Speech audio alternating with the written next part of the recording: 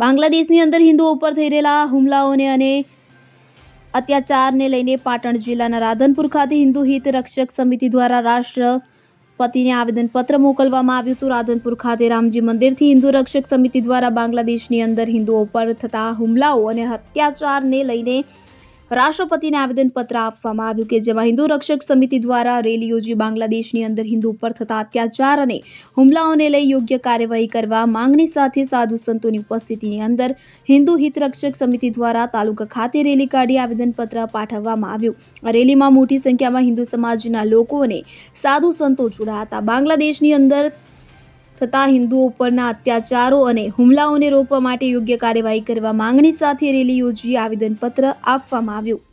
જય શરમ.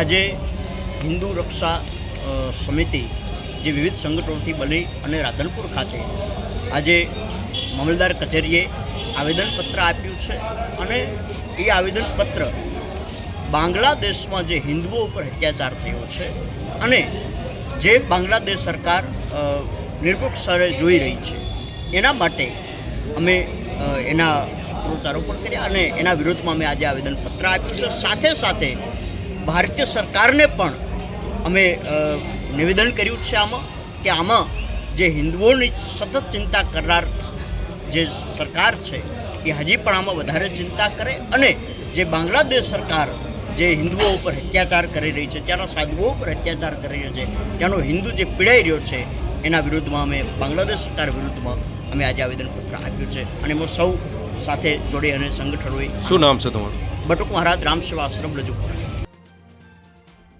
દીપક સતવારા સાથે CN24 ન્યૂઝ પાટણ. હવે જુઓ દેશ દુનિયાની તમામ ખબરો તમારી આંગળીના ટેરવે. ઉઠાવો મોબાઈલ અને Google Play Store પરથી ડાઉનલોડ કરો અમારી CN24 ન્યૂઝ મોબાઈલ એપ.